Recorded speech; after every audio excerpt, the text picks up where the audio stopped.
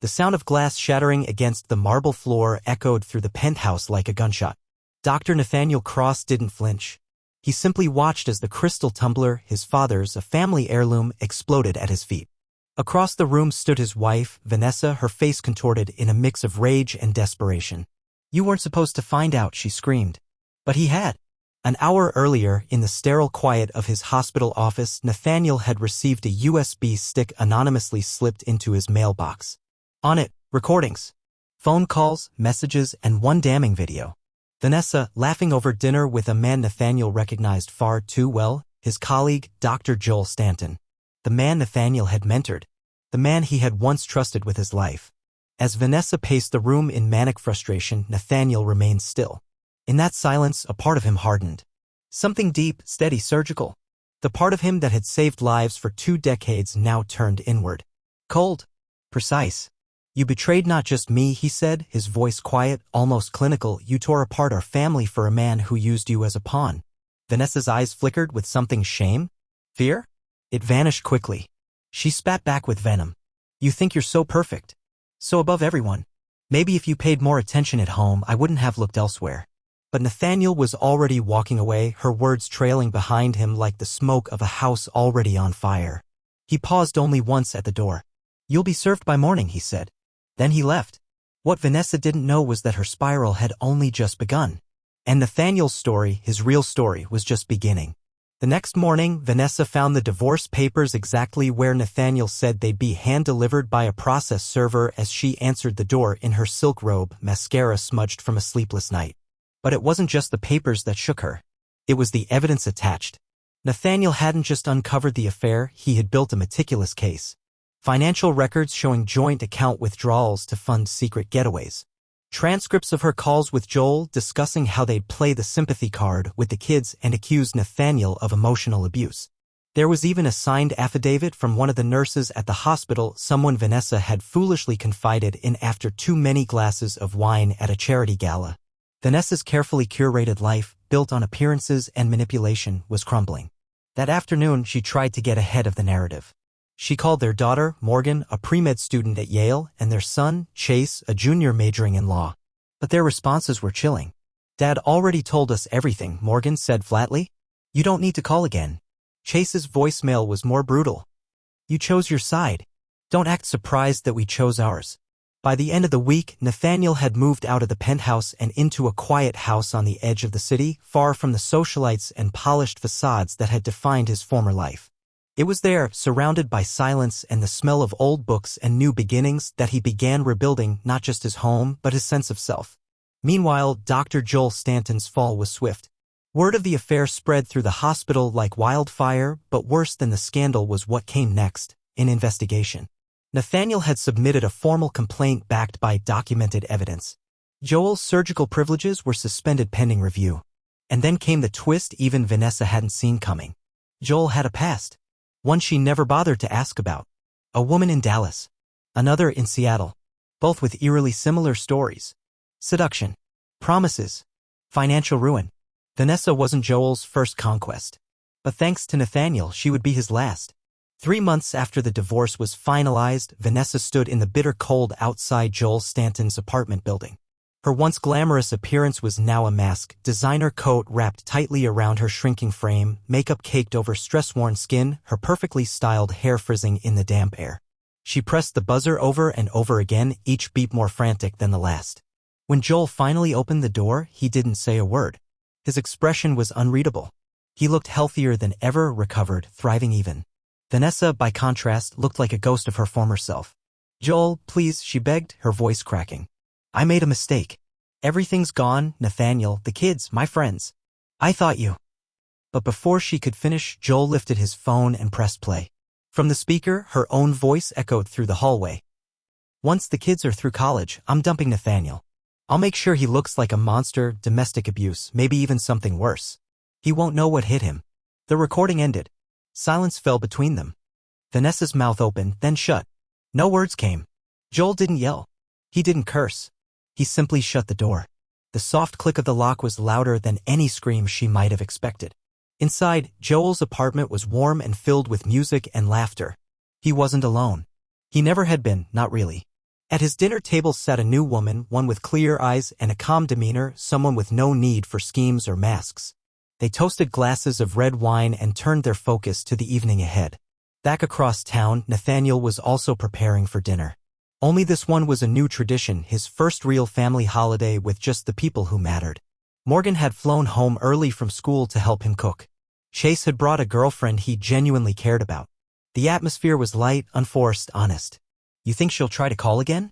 Morgan asked as she stirred the pot of chili. "She already did," Nathaniel replied. "Blocked the number."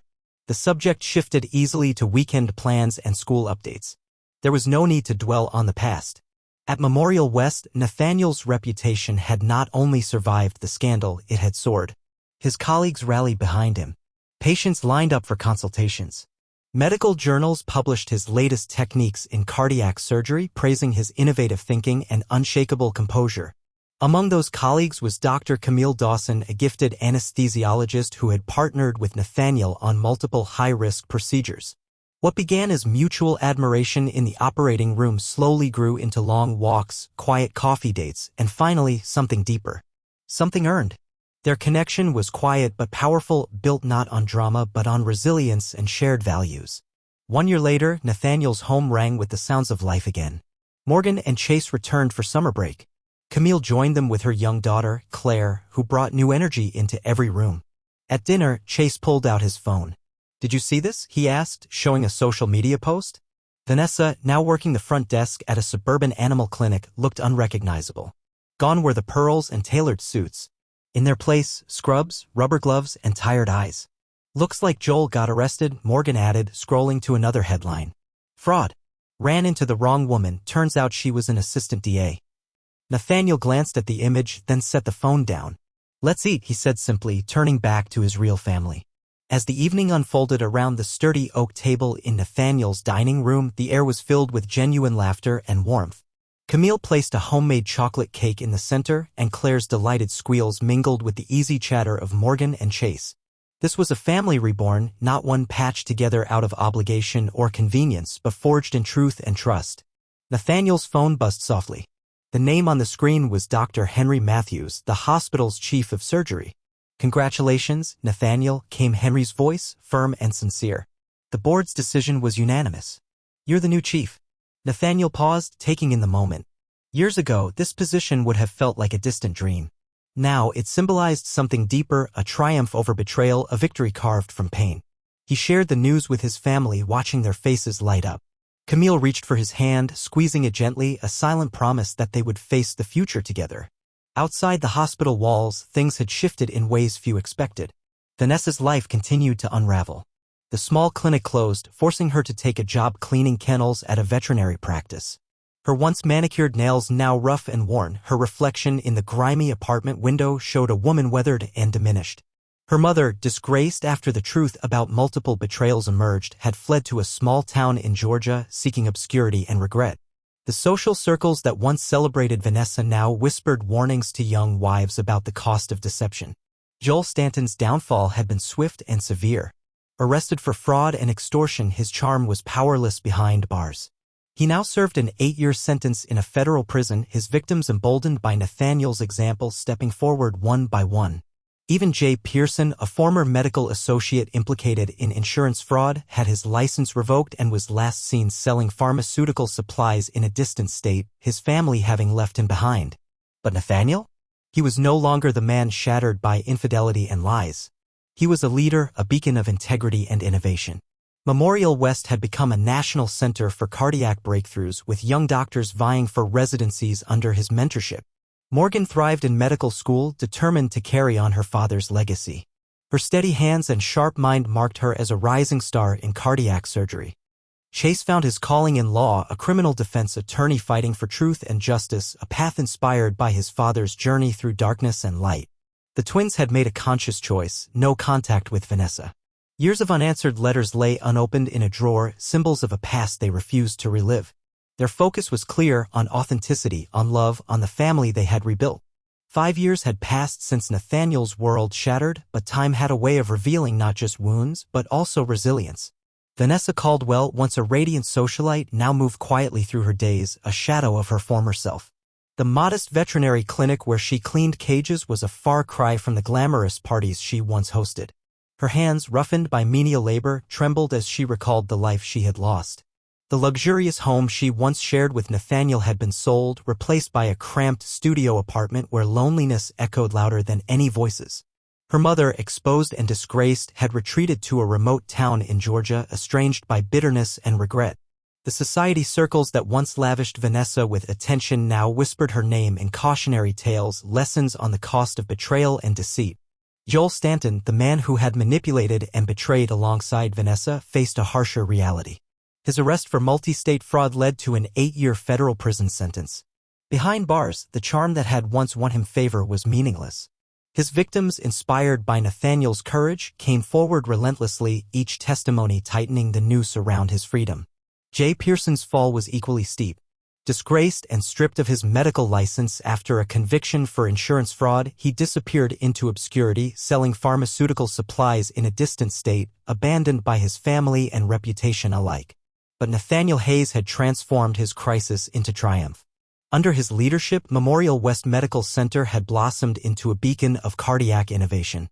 His pioneering surgical techniques saved lives daily, while his mentorship nurtured the next generation of doctors hungry to follow in his footsteps.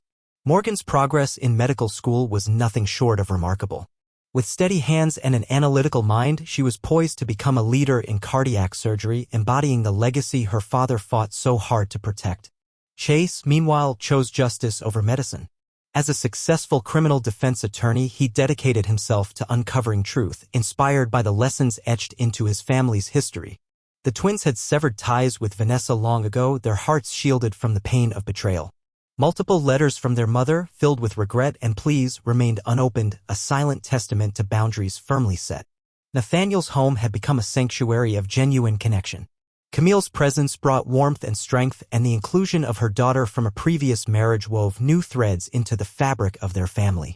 Holiday dinners were no longer fraught with tension but celebrated with laughter and real joy. Dr. Henry Matthews, now semi-retired, often remarked that the hospital's transformation was born from Nathaniel's darkest hour. "Some men break under betrayal," he would say, "but others forge a new life from the flames." One day, as Nathaniel left the hospital after a successful surgery, he spotted a woman standing outside a staffing agency. Her scrubs were stained, her posture weary. It was Vanessa, unrecognizable from the polished woman he once knew. Their eyes met briefly. Hers held a flicker of desperate recognition, his reflected only calm resolve. Without hesitation, Nathaniel turned away, thoughts already with the family dinner waiting for him. Surrounded by love, integrity, and trust, he realized that betrayal had been his crucible, the fire that forged not only his survival but a lasting legacy. Nathaniel Hayes was no longer a man broken by lies. He was a man who had redefined strength, who turned loss into a foundation for something real and enduring. Years later, the echoes of betrayal had long faded into the past, replaced by a life built on resilience and truth. Nathaniel Hayes stood by the window of his bright, bustling home, watching the laughter of his children and stepdaughter mingling in the garden below. The warmth in the room mirrored the peace he had fought so hard to reclaim. Camille, ever his partner in both life and work, had become not just his wife but his greatest ally. Together, they had built a family founded on honesty, respect, and shared dreams, values Nathaniel had vowed to protect after the darkness had passed. Morgan's success in the surgical field was a testament to the legacy of perseverance Nathaniel had cultivated, while Chase's unwavering dedication to justice reflected the lessons of integrity he had imparted. Vanessa's name had become a distant memory, a chapter closed by choice and conviction. The small town where she now lived bore little resemblance to the glittering world she once commanded. Her fall served as a cautionary tale whispered quietly but never forgotten. At Memorial West, Nathaniel's vision continued to inspire a new generation of doctors. His pioneering techniques and compassionate leadership redefined the standards of cardiac care, earning the hospital a place among the nation's finest. In moments of quiet reflection, Nathaniel understood that his journey through betrayal had not only tested his limits but had expanded them. The man who had once been shattered was now whole, his life a testament to the power of resilience and the strength found in embracing truth. Betrayal had been a cruel teacher, but its lessons had shaped a future far richer and more meaningful than he could have imagined. Nathaniel Hayes had reclaimed his life, and in doing so had created a legacy that would endure long beyond the scars of the past.